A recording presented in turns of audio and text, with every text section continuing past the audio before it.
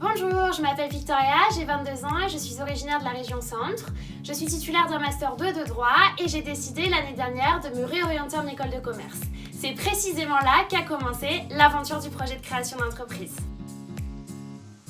Alors des défis, oui forcément, mais un gros défi. Parce qu'en droit, j'avais l'habitude de travailler seule, de manière assez théorique, avec un gros background juridique derrière. Donc là, quand on m'a dit « tu as 3 mois pour créer une entreprise avec 5 autres personnes que tu ne connais pas et que tu ne connaîtras pas physiquement avant la fin du projet tout du moins », je me suis dit « waouh, c'est un défi de taille, comment je vais faire ?» J'ai commencé à paniquer. Puis rapidement, finalement, j'ai repris mes esprits et je me suis dit « de toute façon, tu n'as pas le choix, ça va se passer comme ça et pas autrement. Donc go, c'est parti, que l'aventure commence !» Alors mon plus gros échec, je pense que c'était à la soutenance 1 parce qu'on est parti d'un thème que nos coachs ont trouvé intéressant et dynamique. Et puis au moment de trouver l'offre, on est parti véritablement en live, un petit peu en délire, et on est arrivé à une offre de service totalement utopique et intangible d'un point de vue entrepreneurial. À cette soutenance, nous avons eu 11, donc 11 c'était quoi ? C'était le résultat de l'incompréhension du jury parce que certainement nous n'avions pas été suffisamment carrés ni précis dans nos explications, mais surtout parce que nous étions nous-mêmes pas convaincus de notre offre de service. On s'est donc pris une claque, mais c'est pas grave, on s'est rapidement relevé, on a rapidement repris nos esprits et on a abouti à un produit, une marque et une entreprise totalement viable. Alors curieusement, je ne citerai pas notre projet comme ma plus grande victoire. Pour moi, ma plus grande victoire, ce n'était pas l'aboutissement justement de ce projet, mais c'était mon équipe et l'entente qu'on a eue au sein de cette équipe.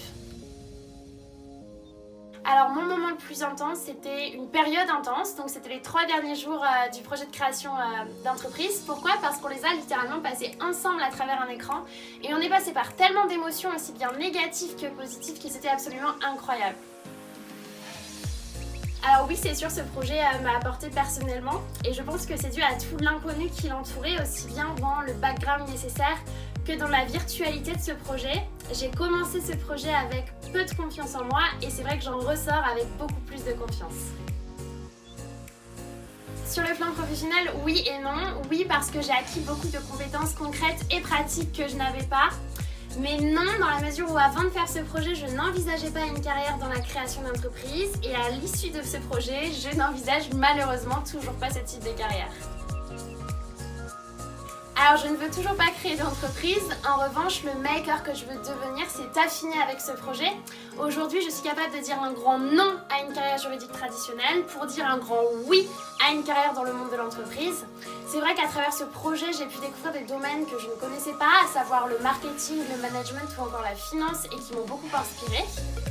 Effectivement, je saurais mettre toutes les compétences acquises durant ce projet, à savoir du leadership, tout en écoutant les autres, le travail en équipe, le respect des dates butoirs ou encore la priorisation des tâches au service de ma carrière dans le monde de l'entreprise. Je vais donner une réponse simple, non. Alors je dirais humaine, intense et incroyable.